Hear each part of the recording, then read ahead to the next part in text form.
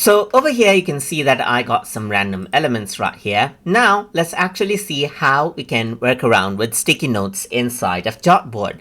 So to do that, over here on the left hand side you can see that you can click on add sticky note. You can go ahead and then type in whatever you want in the sticky note. Like I can say TutorTube is an educational YouTube channel. Let's say, for example, right here.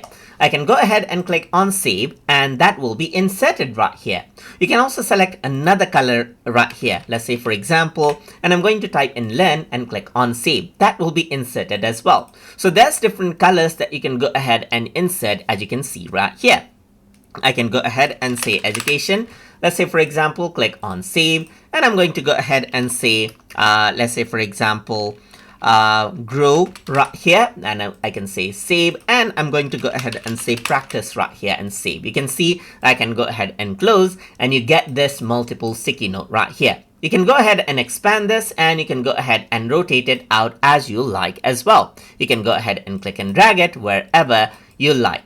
So what you can also do is you can select, click on the three dot button right here, and then you can see that you have an option to edit as well. Once you edit out an existing note, you can go ahead and select out a color right here, just like this. Click on save to change it out. Similarly, you can go for the grow as well. You can click on the three dot button, click on edit, and then choose yellow, let's say for instance, and this is what you have. And that is basically how you can go ahead and insert, place the sticky note as you like, and edit it as you like right here, just like this as well. So I can say grow well, let's say for example, click on save, and this is what you have. So that is how you can go ahead and use sticky notes to your liking inside of Jotboard.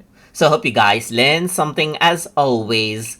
And as always, please like, comment, share, and subscribe.